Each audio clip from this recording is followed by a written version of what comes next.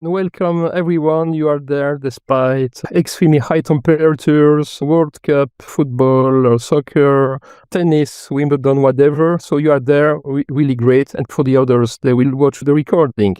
So we will first look back on the ICANN86, who ended about a couple of weeks ago in Sevilla, with what are the key topics, the key new elements coming from ICANN86, and what is coming next, and what is also, and what is the role that EURALO could take in the coming. So that's really the high guidelines from different perspectives, as we are multi-stakeholder. And we will start with the governmental point of view with the GAC, with Joanna. Joanna, the floor is yours. Thank you. Thank you so much, Frédéric. It is my pleasure to be here and briefly report within, let's say, 6 minutes on key action items from Seville for the governmental advisory community.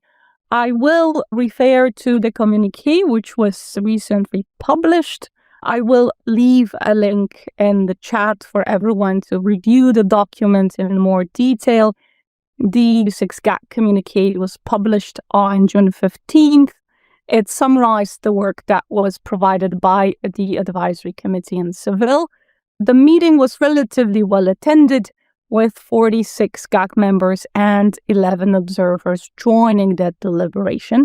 The communiqué, as per usual, reflects a formal consensus. I have made notes to highlight what is of most pertinence to the at-large community. So with your kind permission, I shall proceed with those specific highlights rather than giving you a broader overview. The report itself includes 5 substantive issues of importance, particularly relevant to European and universal end users. A lasting item on our agendas has always been DNS abuse mitigation. Please let me highlight, due to the specific format of the policy forum, this time the GAC decided not to hold bilateral meetings. That decision impacted also our conversations, but thanks to colleagues who facilitated dedicated thematical meetings, we did have GAC input, and the conversation also around DNS abuse was as vivid as ever. In the communiqué, you will find a reflection of GAC deliberations related to DNS abuse mitigation. Likely this remains the most consequential section also for us, the end-user community. The GAC during the meeting received numerous briefings. Those of importance include a briefing from the Spanish National Police on cybercrime mitigation measures on the ground. They also met with Inter-Isle Consulting, just as our end-user community did. Those of you who followed the meeting, either on the ground or remotely, I'm certain noted that the Inter-Isle report was particularly interesting, also in light of the upcoming new GTLD round. The report highlighted how new GTLDs might be used for DNS abuse and what measures need to be taken to effectively mitigate those undesired effects. For our internal purposes in EURALO and beyond, the focus was not just on mitigation, but on prevention, which for the EURALO community in particular, given the innovation-focused businesses we have here on the ground and the high internet penetration rate in the region, also means capacity building. And we have colleagues here on the call who have been engaged in this DNS abuse mitigation or prevention awareness raising campaign, which goes hand in hand with what the GAC highlights also in their report. To ensure we remain on our timed agenda, I will move on to the second leading theme within the report, which is the domain name registration data and its accuracy. Another evergreen theme that comes during every ICANN meeting. The GAC welcomed ICANN's publication of the 24-hour response timeline, but in the report itself, in the communiqué, you will find formal language that stresses that the process. This is just to highlight that registration data accuracy remains high on the agenda. Please let me note that also you will find a reference to applicant support. We're trying to make sure that the new round does not disadvantage particularly underserved, underrepresented end user communities. And this is another area of potential cooperation with the GAC. And finally, the review of reviews. I'm certain this will come up during our conversation today. The at large and the ALAC particularly felt very strongly about the review of reviews and how we must ensure that the empowered community stays vigilant of whatever changes might come for the ICANN community at large, so to speak. And the GAC shares these concerns, although we were not able to build as strong of a consensus as the ALAC might have wished. On internal matters, you will find this reflected in the report. We will be welcoming in Bali a new GAC chair. That's Ian Sheldon from Australia, which for our end user community is wonderful news. Ian has always been very supportive of end user interests. He himself is very closely bound with, for example, the local ISOC chapters. We have hosted dedicated sessions trying to recognize how we can work better together on the ground within our local communities. So just to wrap it up in 30 seconds, DNS abuse PDP-1 timeline is of high relevance for us. Our community is quite actively involved, and so is the GAC. We are looking at the recommendation to engage with asset recommendations team directly. We have had the opportunity to listen into those conversations in civil. Hopefully, this will pertain beyond the very meeting itself. GAC is strongly pushing for data accuracy. I hope this will come up in our discussions as well. That's a hot topic for our at-large community. We want to make sure that end users are safe, but particularly here in Europe, we also highly value human rights, data protection, privacy, which is difficult to strike a balance on in this universal technical community we find ourselves in. And then finally, the review of reviews remains an open theme. My job within the at-large community is to ensure that we get opportunities to compare notes. My call for issues is always open. If there is a need for a dedicated meeting on any of these themes, please feel free to reach out and I will do my utmost to liaise with our colleagues on the GAC side and set up a regional, a thematic, a broader meeting. Thank you so much, Frédéric. That was a little bit over 6 minutes. Due to technical constraints, I'm more than happy to answer questions. Thank you. Thank you very much, Joanna. So not only you gave us the GAC perspective, but also you're an active ALS within EURALO. A small remark first about review of reviews. So we were looking for some speakers, but we have many things together at the same time at ICANN, and now there is overlapping meeting about review of reviews just now. So they are busy there, but this topic deserves also a broader discussion. So we will organize and we communicate later in the coming week about review of reviews. Also something else I have noted from the GAC communique, for the perception of many people is about the fragmentation of the internet. It is in the hands of governments. And one of the points raised there, some governments came with, no, we have also private operators and private companies playing a role there. So how did you felt that during ICANN86? How do you see also the role of end user community in this, Joanna? Thank you. This is one of my favorite questions. I'm just coming back from an academic event where we talked about innovation, sustainable development, and specifically this question was raised by one of the participants, one of the students. So just to answer this briefly, I don't think there is a good answer to give you in terms of how to counter fragmentation. But my usual answer is that if any community can do it, it is the ICANN community. We are the paradigm for multi-stakeholder governance. With all the shortcomings that come within this package, we have not been able to come up with a better solution.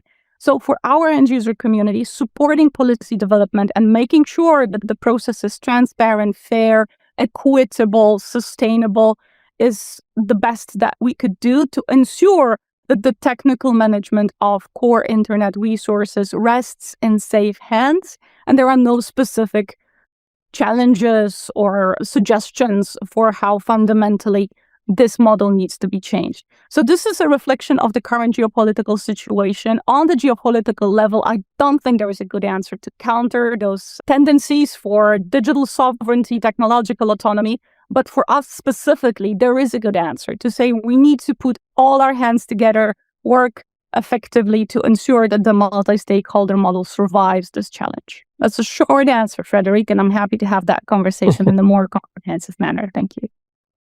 Thank you very much, Joanna. So indeed, it's the multi-stakeholder model really owning the global interconnection, not only the governments, it's also private companies and users, everyone. We will talk and we come back about digital sovereignty also in upcoming meetings. And now I would like to welcome Philippe Fouquart, the chair of ISPCP, so from the GNSO Internet Service Provider side. What are the key points, Philippe? And I know you have many, please, in 6 minutes. Thank you. Thank you, but not that many actually, but I'm happy to share 3 or 4 outstanding items. First, I'd like to start with DNS abuse, and surprisingly, I thought that as far as the first PDP is concerned, the progress was steady. They had 4 sessions altogether discussing contractual language, the changes to the contracts, as well as positive signs related to change of the time, not change, but the way we could organize the timeline of delivery for the 2 other PDPs, which pending discussions might run in parallel or staggered. So overall, the discussion was positive. The notion that the output should be implementable in terms of compliance using that language. Anyway, a number of positive signs are found. Speaking personally, I also had a sense that a policy-based solution will only work under some conditions. There will be HR investments, undoubtedly, as well as additional tools. Otherwise, mindful that these abuse practices are essentially machine-based, it may be hopeless otherwise. So that was the first element. The second, surprisingly, as well, is artificial intelligence. I was slightly, on one hand, surprised by the DNS abuse and AI plenary session that we had. I expected something more assertive in terms of the impact, when anecdotal evidence seems to suggest that there is an impact in terms of domain name registration. That's not what the data would seem to say, probably due to the definition that we use at ICANN. On the other hand, we had a presentation on AI as well, more technical one within the ISPCP at our session in Seville. So there's definitely a technical impact on DNS in general, let alone abuse. And anecdotally as well, I suppose if there were no impacts, the ICF wouldn't work on this, would they? So, like, mixed feelings about the way AI was treated, mindful that it was focused on DNS abuse. On the general topic of institutional items as well as bylaws amendment, I was slightly surprised by I wouldn't call that a limited interest, but the low turnout, for example, at the session on the community forum approval for bylaws amendments on 2 articles of the bylaws. Given the importance of the EC administration, I thought the turnout would be better. There were a lot of parallel sessions during the meeting. That's one thing. The other thing, for example, is the fact that the ISPCP was the only constituency who contributed to the reviews effort in their own capacity. There were people, obviously, who worked a lot in their individual capacity, but at that point, at least as far as the Seville meeting is concerned, I think the ISPCP was the only constituency. That will certainly change with the public comment period, but I found that surprising. And last but not least, I think I'll have to say a word about our session with ESAC, our outreach, which is part of a webinar series that we put together with ESAC. This one was on data sharing for abuse mitigation, the sort of trade-off that contracted parties as well as registrants and lawmakers as well have to make to accommodate the demands of personal data legislation, as well as the need to have access to combat a number of abuse practices. So the turnout was good. It's mostly the remote participation, as well as it is very good during our webinar series with ESAC. So I just wanted to point that out. So those are my sort of 4 points, Frédéric, for the meeting. Certainly happy to chat further. Over to you.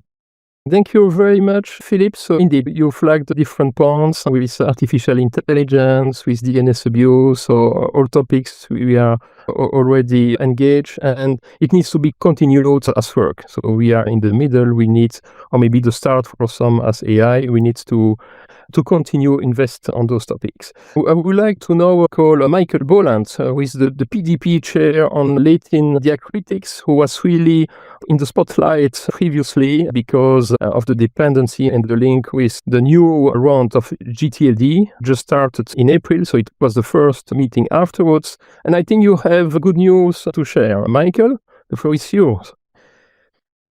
Thanks, Frédéric. As Frédéric said, I'm chairing the Latin script Diacritics PDP, whose acronym is just LD because the S caused some issues and I prepared some slides here because it's easier to see these things rather than just hear the words. So first I'll explain very briefly what this PDP is about.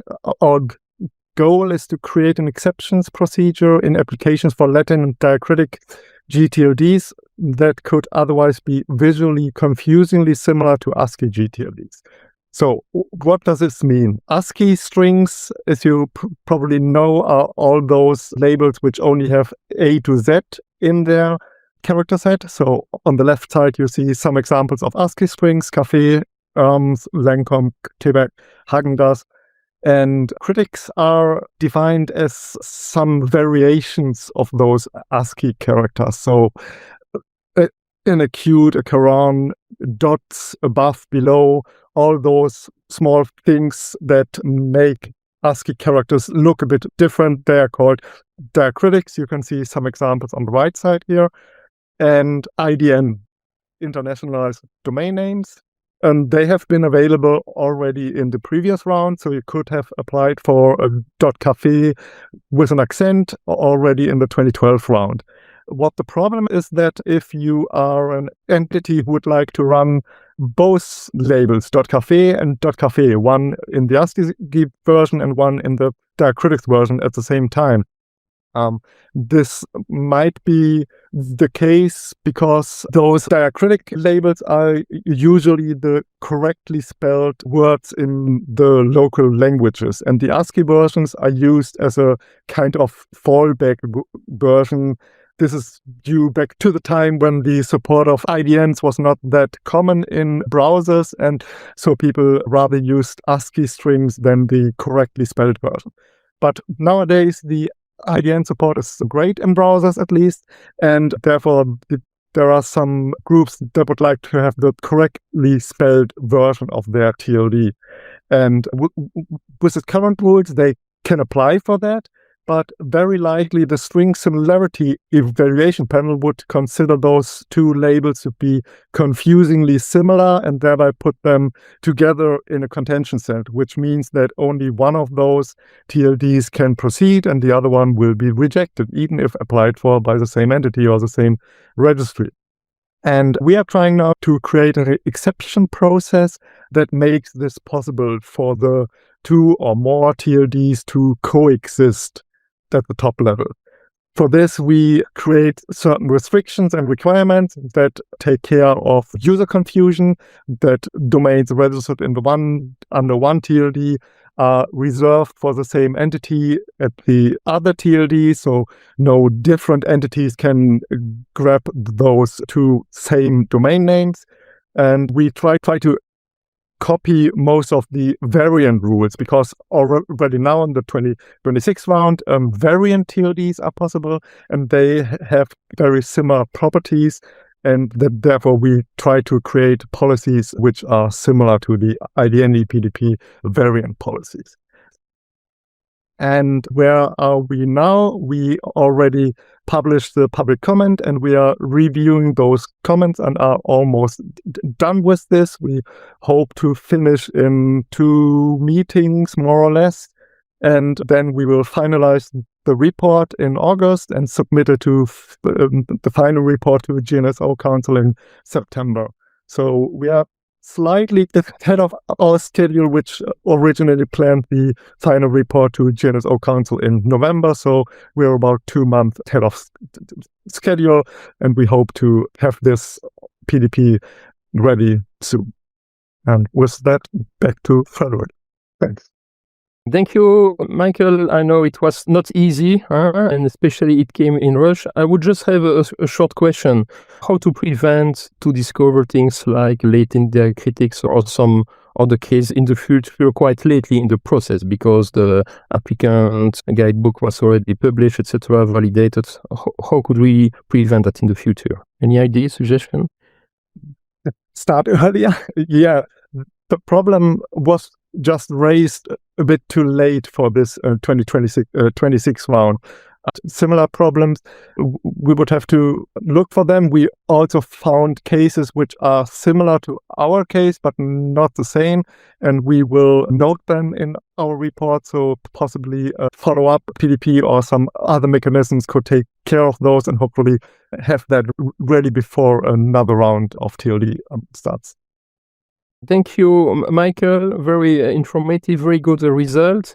We go now to the next speaker. It is from a registry stakeholder group. We have Ajith Francis from the Public Internet Registry, from our sister organization, Internet Society. Ajith, the floor is yours.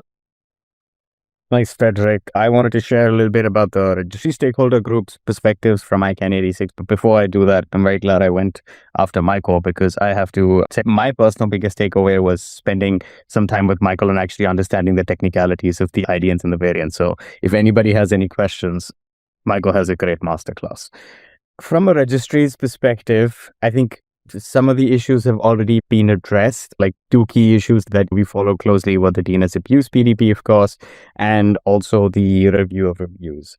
From the DNS abuse PDP perspective, Philippe touched on this as well. We generally thought that there was really good progress that was coming out. There was a lot of discussions and consensus around finding formulations and structure on issues that were originally titled as cannot live with, and have now moved to a much more consensus approach. So that showed a lot of progress. In particular, it's also heartening to see that within the charter questions, I think we have stable language on all 8 of the charter questions. So that is again something that we very much appreciate. It's also very, very positive to see the balance that is being struck in the language, because there's always this tension between being too prescriptive and being forward-looking at the same time. So the way the language is being drafted at the moment, it stays at a much more policy level, but at least it still provides compliance with the tools that it might actually need to actually ensure that the enforcement is there. So we really appreciate that. On the review of reviews, the registry stakeholder group was very much in alignment with the initial draft report that was published, particularly on the 3 buckets on the accountability transparency review and the structural review and the on-demand reviews. We're also very appreciative of having a standing review committee, because I think that's a very useful sort of institutional structure to allow for the scoping and structuring of reviews, and that's something that we also will support. At the same time, we do understand that there's a lot of contention and tension within the community on some of these reviews being significantly burdensome, and I know that there's already conversation taking place within the review of reviews on trying to simplify the way the reviews are supposed to happen, and I know that there is an ALAC proposal at the moment that is being considered as well. At the same time, I think there was also feedback that we heard from the community that there's an overlap between the accountability and transparency review and the on-demand reviews, and I think that from at least our understanding, from the cross-community working group, it was clarified to us that was intended to be the case to ensure that the accountability and transparency review has the mandate for doing that. But there's at the same time an on-demand mechanism that allows to trigger that as well. So we appreciate that as well. The other key, it's tangential to the review of reviews, but an update also from the GNSO on that front is that the GNSO has at this point also identified or set down its criteria and indicators for its continuous improvement program, and that's something that we are also actively following, because that is also a small tangential piece of the review of reviews process, particularly looking at how continuous improvement within the ICANN structure takes place. So we're happy that we're making significant progress, and we intend to administer that relatively soon.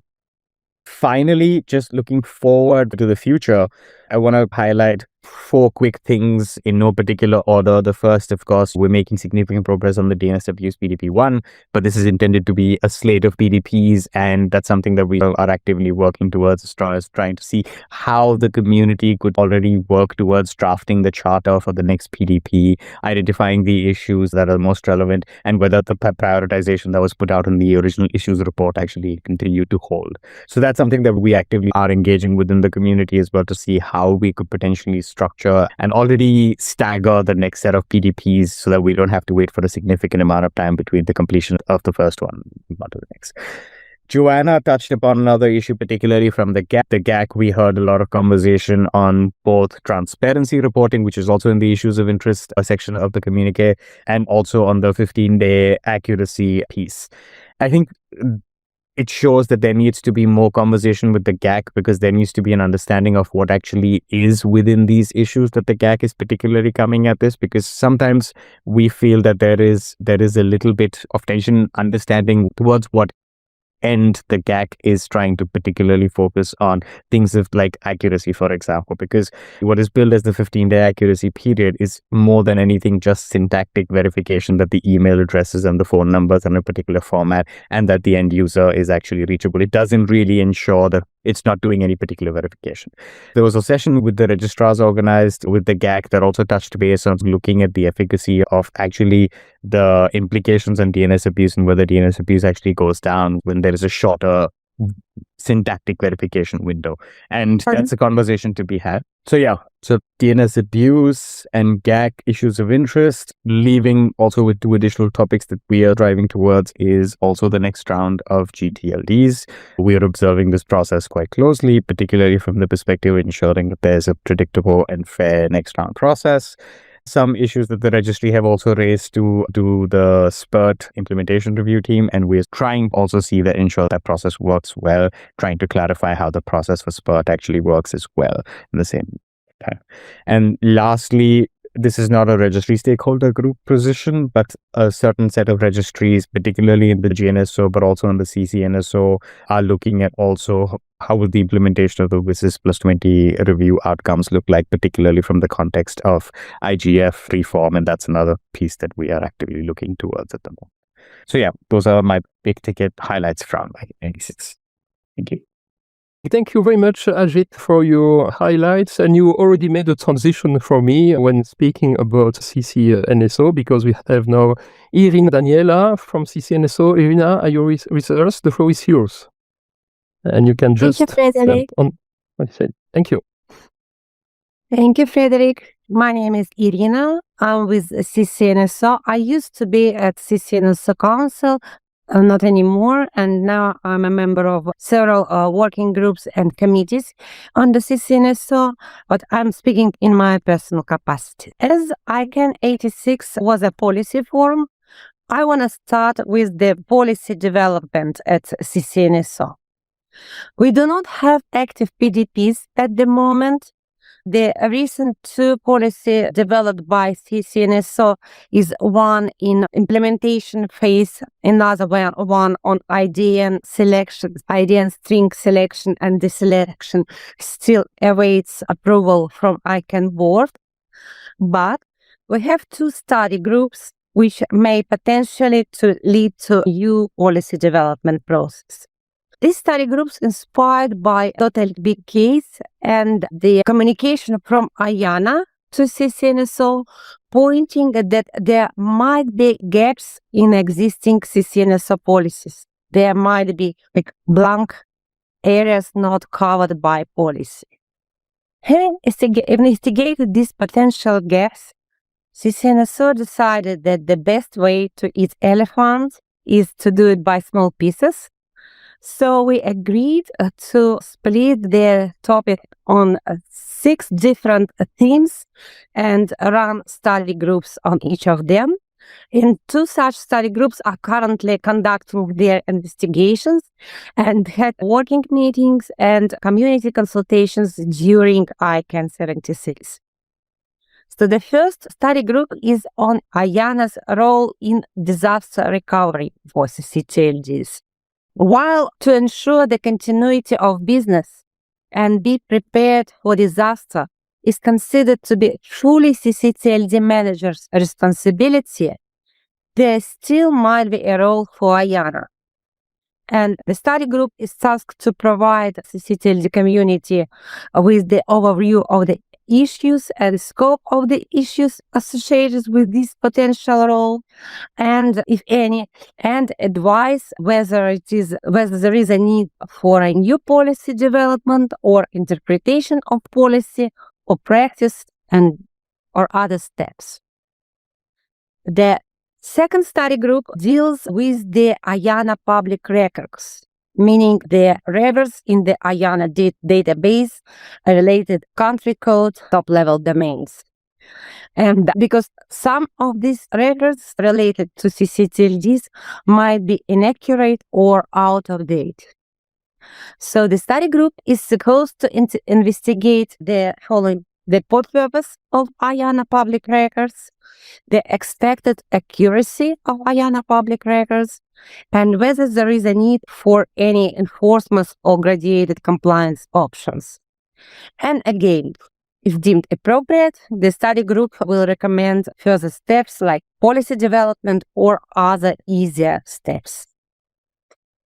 Besides the policy development, the significant part of a ccNSO agenda was focused, surprise, on DNS abuse, which remains a topic of high interest, as it seems to be a high interest topic for each part of ICANN community. So the ccNSO had a DNS abuse session with a practical experience-based discussion on how ccTLDs and registrars can better coordinate to mitigate DNS abuse. In addition to that, a number of presentations from ccTLD managers during ccNSO news sessions were on this topic, and also it was mentioned during session with stakeholder groups, and all these meetings between country code and GTLD's registries become a good practice and definitely interesting place to exchange the ideas and approaches. And the last item to mention, many of you might be aware that Bart Boswinkel, who has been leading the ccNSO Secretariat for many years, prepares for retirement. It was his last ICANN meeting, and I personally cannot imagine ccNSO without this tall man with low voice. So ccNSO took a moment to listen Bart's tales and on his journey with domain names industry, and to recognize all he has done for ccNSO. And it was a really very warm and touching moment. So with that, that's all I wanted to say. Back to you, Frédéric. Thank you very much. It was fully informative. I saw so many participants that this was written during ICANN meeting, and also good to come with new points as disaster recovery, just to name one, very informative. We can go now to the next speaker, and the next speaker, we are really glad to have also the support from ICANN board, and we have now the pleasure to welcome Constance de Leusse, who is from European region and who joined recently ICANN board, and coming also from the community since many years, and through Internet Society, UNESCO, I think many other organizations. Maybe you can just present yourself in a few points, Constance, and what is your point of view, the main points for you from this ICANN meeting and the impact for the community. Thank you, Constance. The floor is yours. Thank you, Frédéric, and thank you for the very kind invitation. So perhaps just a quick word about myself. I recently joined the board of ICANN through the NomCom process. Before that, I spent 4 years working for the French government on information society issues. I worked at UNESCO, and I also spent 15 years working at the Internet Society, where I had the pleasure of seeing and interacting with some of you. I'm currently with the French University Sciences Po in Paris and Normale Supérieure in a more academic role today, but very happy to be back in the technical community through this ICANN board role.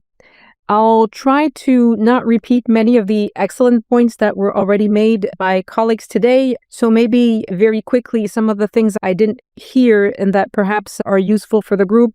A lot has been said on DNS abuse. Thank you, Joanna and others.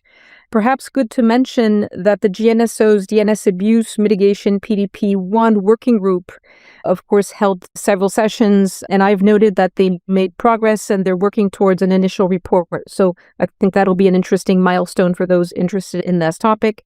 We've heard, thanks to Michael, about the Latin script Diacritics issues. Just to highlight on that specific topic, that the working group met to review the public comment submissions on the initial report. So again, I think an important milestone to acknowledge.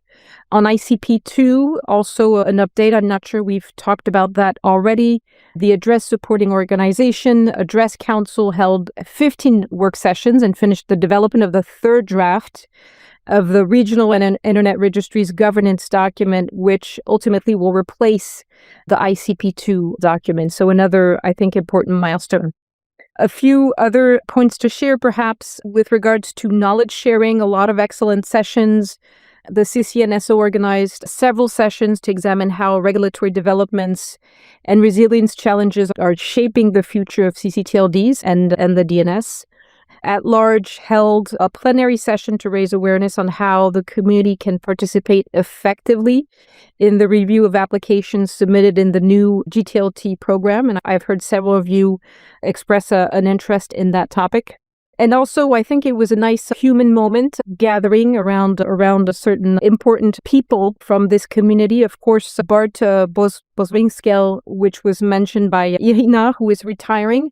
It was a quite emotional moment. We had a board workshop just before the public meeting, and he came and he was applauded by the full board. It was a very well-deserved and quite emotional recognition. I'd like to mention Alan Barrett as well. The ICANN community took a moment to share some memories, celebrate the life of achievements of this incredible man, which was Alan Barrett, so key for the African region, of course. But also, I had the chance to work with him 7 months only as a board colleague, and very knowledgeable, always helpful, an incredible expert and colleague. There was also a nice moment with board chair Tripti Sana, who celebrated the 61 working group chairs and vice chairs of ICANN. ICANN would not function without all these volunteers, and it was a quite nice moment. Another, I would say, community moment that was worth noting was the Next Generation group fellows, and we had a chance as board members to interact with them several times. A fantastic group.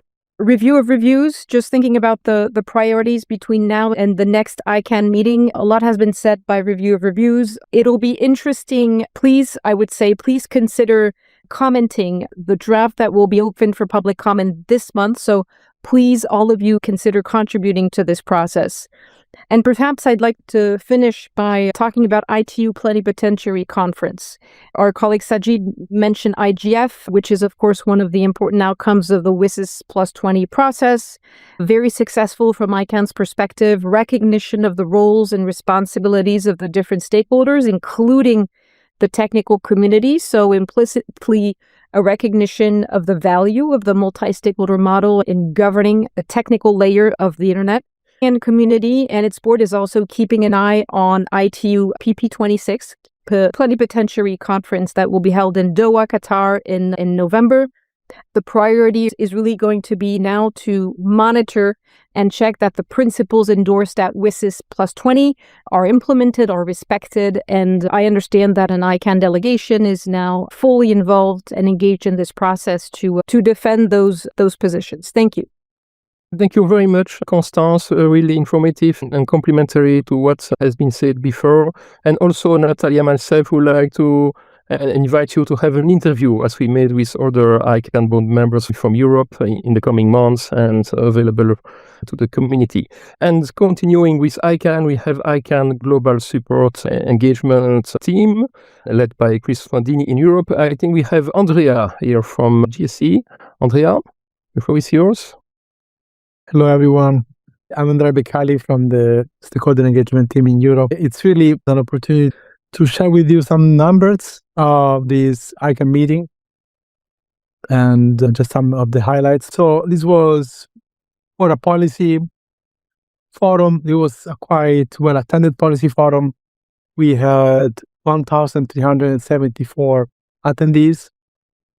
And that's almost a record since past after COVID, one of the largest policy forum. And we had, of those attendees, 44% of those were in person from Europe. So as could be expected, the large participation from Europe, there was twice the number of attendees from Europe than you had in Mumbai. And 21% of the participants that were remote were also from Europe. We had 550 registered participants that attended the meeting, so it's a total of almost 2,000 people for this meeting.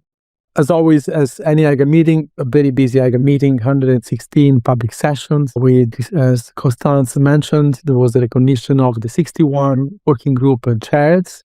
It was a quite remarkable moment, even for those that have been in ICANN for many years. Seeing all the work that the volunteers done and being recognized, it's quite of a reminder of how unique is the model in this community is. As we mentioned before, also good participation of fellows, NextGen. We had almost 30 countries that were represented by fellows and NextGen participants. They were giving all the presentations and participating in the different sessions. We had sessions too that they presented with the board, which were also very well attended. I wanted to flag two sessions that the recordings, you can find them on SCAD. And it's the session on AI impact and DNS abuse was very well attended. Actually, it was the most attended session of the whole meeting, and which again sets the importance of the AI evolution, innovation, threats to the DNS, and all the questions that it brings around, and how this community is looking into that. There will be a session tomorrow hosted by colleague Patrick Jones on AI and DNS as well. And then we had the Europe Space session, which was also very well attended. It was on Thursday morning, last day, even if it was the last day of the meeting, was still very well attended. And I would flag the participation of all the other technical organizations with ICANN that were there. So the RARs with RIPE, the ISOC was there, IETF was also there. And we will have another Europe Space session in Lisbon.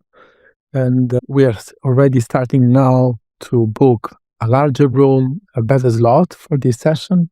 This was also the last meeting before the next round window of application closes.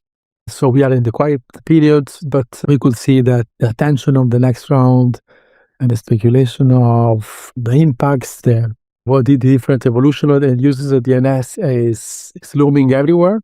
And going just back on numbers, this continues to be a very well represented public meeting with 124 countries and territories represented, which again is a testimony of the inclusivity of the ICANN meetings. And that's all what I had for this session and for this presentation. So if you have any questions, ICANN will soon release the full stats and details by the end of the month, I've been told, of this meeting. Thank you very much, Andrea. I can confirm that the topic about AI, the room was just too small for the amount of people. It was really good. And you also mentioned the NextGen. I have to say that for EURALO, NextGen is really an opportunity. We had many excellent presentations from NextGen in Sevilla. And we have invited one here, Kristina Ivanova, now to take the floor, and she made also a good presentation on AI. And so how, from another perspective, Kristina, the floor is yours. Please present yourself in a few words. How did you experience ICANN86 and the topics you like and you bring to ICANN community? The floor is yours. Hello, my name is Ivanova Kristina, and I was really happy that I participated in NextGen ICANN86 in Sevilla. And first of all, to say thank you for inviting me here. For me, it was a great experience for my personally and academically, because right now I'm in my beginning of my career, and for me it was the most important that people can listen me, and also after my presentations they asked me questions and try to continue dialogue, and it was really great that people were interesting and my voice was matter. And because as a young student or researcher, usually people can face that other people don't pay big attention to their ideas, but in ICANN it was opposite, and it was really great experience. And also I was involved in community, so I had a lot of connections there, and I was really great to see people from my regions and to talk about the problems in my regions. So we had some common lunches and dinners, where we also can talk about the problem and how, for example, we can raise the awareness of people about DNS and ICANN, and how we can involve more people from Central Asia, especially because I'm from Pakistan. Yes, and also I was really happy to present my topic about agentic AI methods to support reasoning and consensus in ICANN policy deliberations. So the main idea of my work is simple. So how AI can help the people process with a lot of documentation and complexity of their documentation. And AI shouldn't vote or place working groups, but just help people to process with documentation and other stuff. And for example, we have a lot of documents, comments, drafts, technical materials, and stakeholder inputs and policy deliberations, and it creates a real challenge. And it's not only about volume, but also about complexity. And when in policy deliberations included a lot of groups of different people from different groups, it's really important that we can, for example, retrieve the evidence from all documents and then create a position map where all evidence retrieved, cited, and we have basic information about who supports what, why, and where disagreements are located, and what questions remain unresolved. And it's also good that we can create this output in position maps or issue list or trade-off summaries. And it's good because we will not lose opinion of minority. We can see all stuff clearly and more precise. And so it was the main idea of my topic, and I can say that it was a great opportunity for me to connect with people and more motivated, more inspired, and more competent. And I really want to be engaged in this community and to work in intersections of AI, policy deliberation, and public digital policy. And I'm very grateful for this invitation. Thank you very much, Kristina. So we really need people like you, and we had also others. So you are coming with new blood and with other approach to concerns that people were there since many years. And so you're coming for fresh air, new ideas. That is really good. So to be continued, and we are planning to organize sessions with NextGen and also the young people from EURALO conference just held about a month ago, and to have events later this year with the new generation, really to work all together. We really thank you. And now we'll go to the second part of this meeting. So we have seen different stakeholders. The second part, I will give the floor to Natalia Filina, who will show really the EURALO focus of attention, and we made survey towards our ALSs. I have to say a big also thank to Heidi Ulrich here in this meeting. I know that she was sick, etc., but when I took the position of chair, I asked her, what should I do as the top priority? And she told me, reach out to your ALS. So that's what we made, and what Natalia here will present just briefly. Natalia, the floor is yours. Frédéric, thank you very much. I'm very happy to present the result of the survey. We had an idea to ask our ILSs and our members about the main interests and main topics, just to bring more attention to our role and to our working processes. And we know exactly that our main focus is policy development work, but we know also that our broader community has a lot of different interests inside of this as internet governance at whole. And so Frédéric did it, by the way. So we just had an idea and Frédéric did this work perfectly. And it was very hard work because we need to understand who is present, our ILSs, who may be active participant of our communication channels. And so I will present result very shortly. We can see this slide that our map is so big, but more than half of our ILSs, our structures, participated in the survey and gave a feedback. Part of ILSs, with some reasons, didn't participate. We also have in our region the countries which are not covered with our presence, and that's why we are continuing to work on our outreach and engagement activities, and we try use all the ways to engage new members like Kristina and our current members to our active group. We can see that topics of interest in ICANN scope are so big, and we are covering even more than we can usually see inside of all of our discussions during ICANN meetings and at different kind of events we have between our meetings when we have this opportunity to meet each other in person or online. We can see that domain names, it's on the top of the list, but also DNS abuse, who is privacy protection of personal data, DNSSEC, online security and trust, artificial intelligence, and all new technologies. Human rights, maybe not so supported in our community, but I think we may find the place for this. End users' interest, it's a very broad and general topic. But I think inside of it, we may find something about and content and IT platforms and social networks, etc.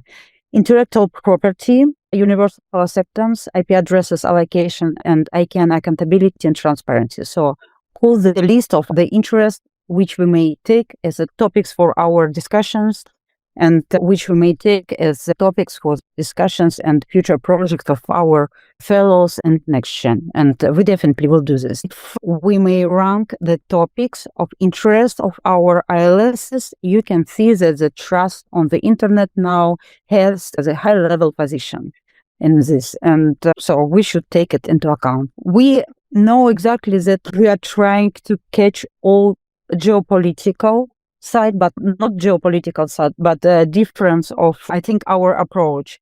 Inside of our community, we are not holding and not keeping the discussion related all of the conflicts, even if maybe for our European region it might be very important, but we are not bringing it into our role of discussions. And that's why we are having this interest in our head.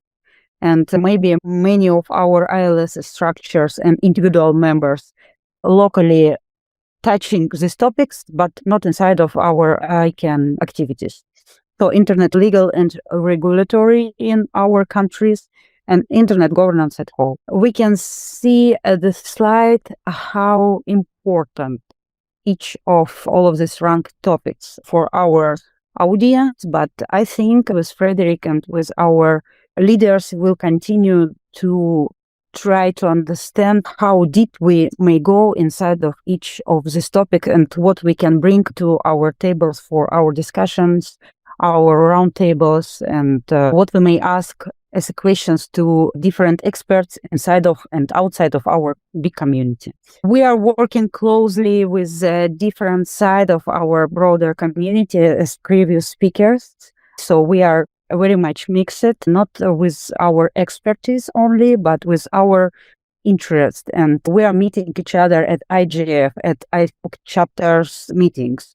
We are meeting each other and we are providing financial support. ICANN providing financial support for gives the opportunity to attend in a RIPE community meeting and EURALO. We can see how much important for our ILSs and our members to have this connection. So we will continue to work on this direction. Of course, we asked about how we may enhance our work and which kind of topics might be so interesting for our community. And you can see that this transatlantic digital politics, internet resilience, digital civil rights, and of course, I think we maybe should come close and with the help of our NextGen, to all the new technologies and this effect on the domain names industry at whole.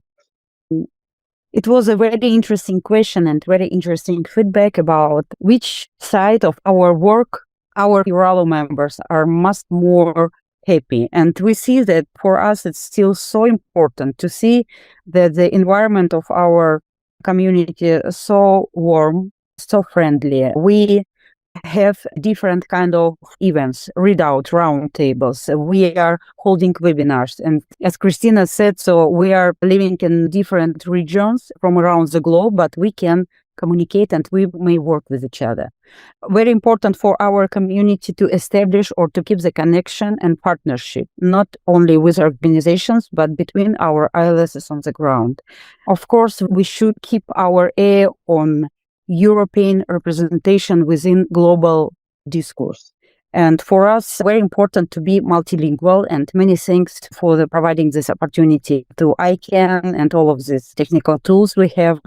We will try to bring much more learning opportunities, and we will keep our exchanges, and we will be more interactive with our networking building processes. We understand that to be volunteers inside of our community, especially for youth, for very busy people with working everyday things, it's not so easy. And we asked about how we may engage much more active participants in our roles.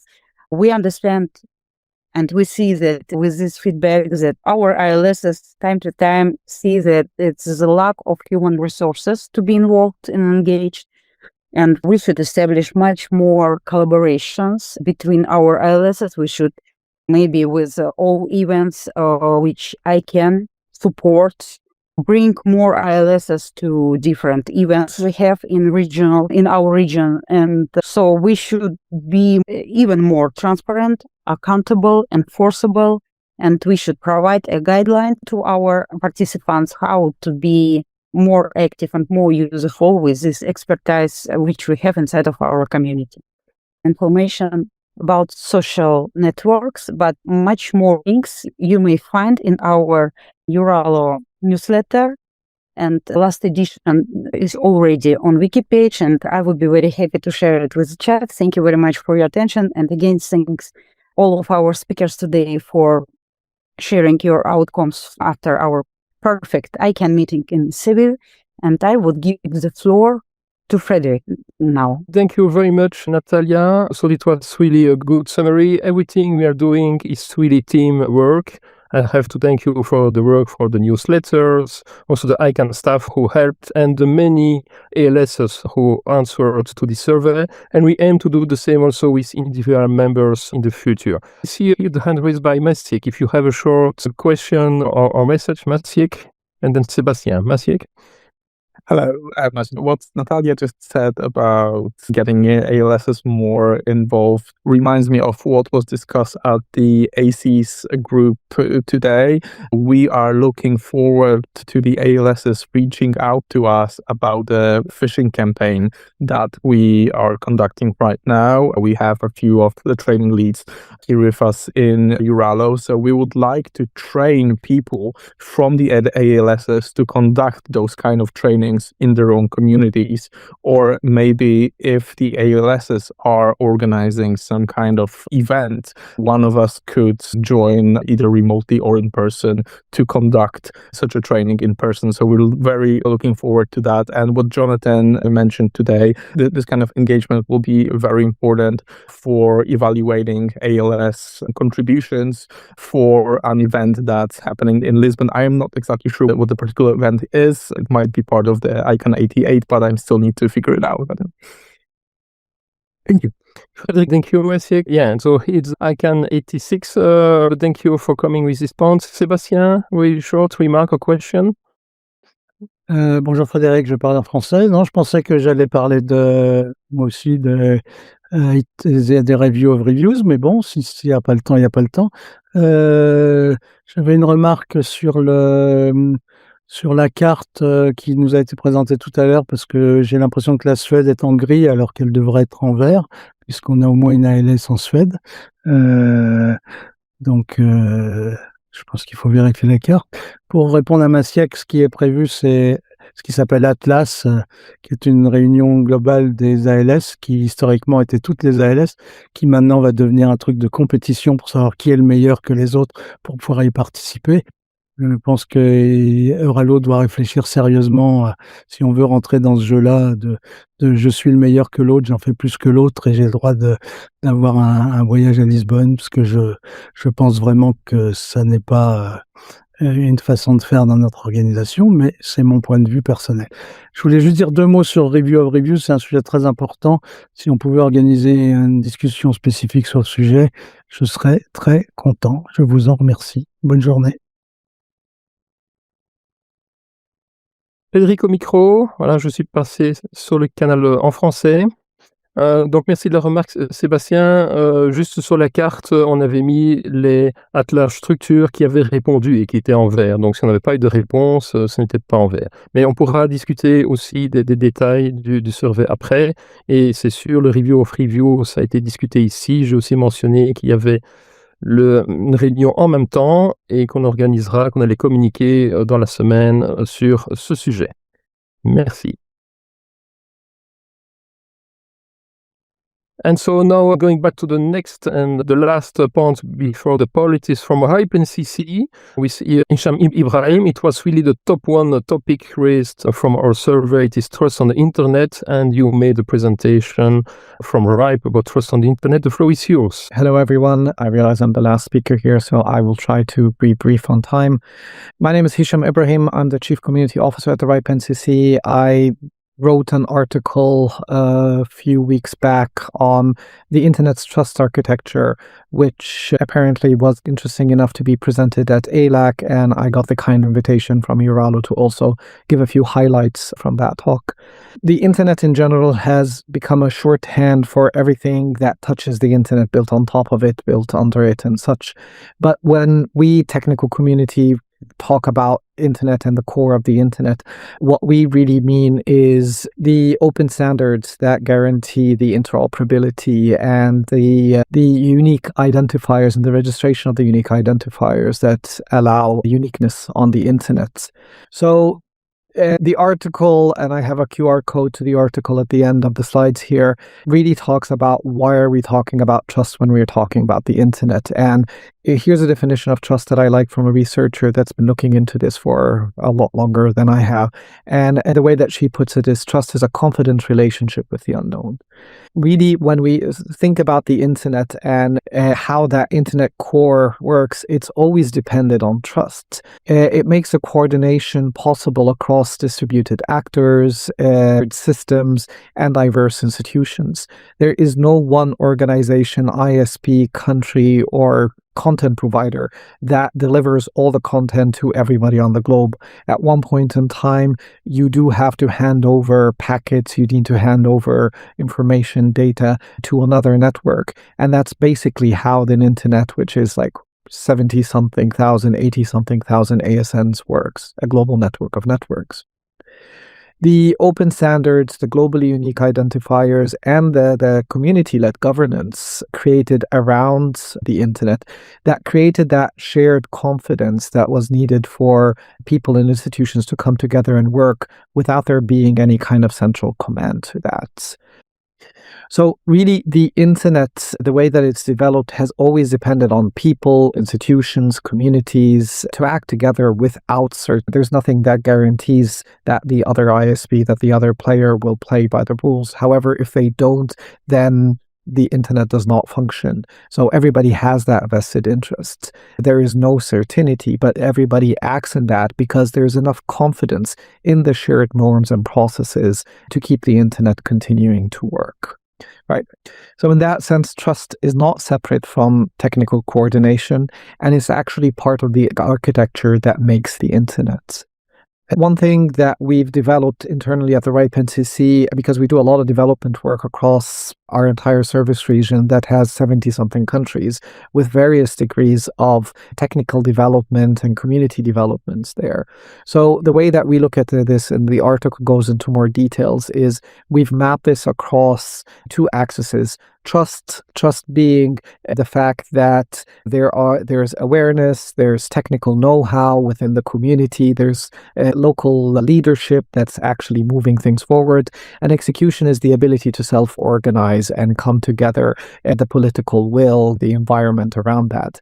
And as you can see here, there are 4 quadrants that start from very low ability to do anything or very low levels of know-how into more mature communities and how they operate. Like I said, the article goes into this more details, but this really helps us navigate the space of where we need to be doing more to build that confidence. Do we need to talk to C-level engagements? Do we need to do talking to policymakers? Do we need capacity building and training?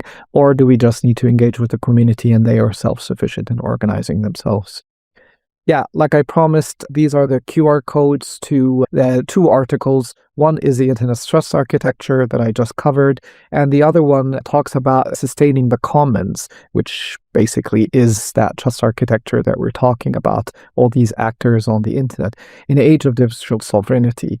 The Eurospace was mentioned in previous talks. I also got to participate there. As some of you might know, the European Commission has put out its pack on digital sovereignty. There are other countries that discuss digital sovereignty. However, even that term has become quite loaded because different people mean different things for it. And I go into that a little bit in that article. With that, I believe next slide is the last one that just has my details. I'm happy to give back the floor. If there's any questions or comments, please feel free to reach out to me and let me know. Really interesting first, and thank you to highlight again, and really I encourage you to read the documentation, and just as also for the NextGen and the RIPE input, many valuable inputs, also the review of review, so many things, the work continue, that's the main message. One I have forgotten to mention from also the map of Europe is that the Balkans is already now a topic of attention together with the global stakeholder engagement team, and sometimes we had also some discussions because the definition of Europe with RIPE is not exactly the same as for ICANN, and so we have also some interest of countries contributing the RIPE community, but more observers here in EURALO. But really we are happy with this collaboration to be reinforced and continued. Thank you, Hisham. That will end the meeting. I will really like to thank all participants, all speakers, really good. Thank you very much all for your participation. Thank you.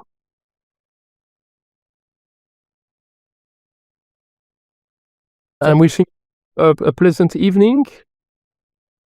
Goodbye.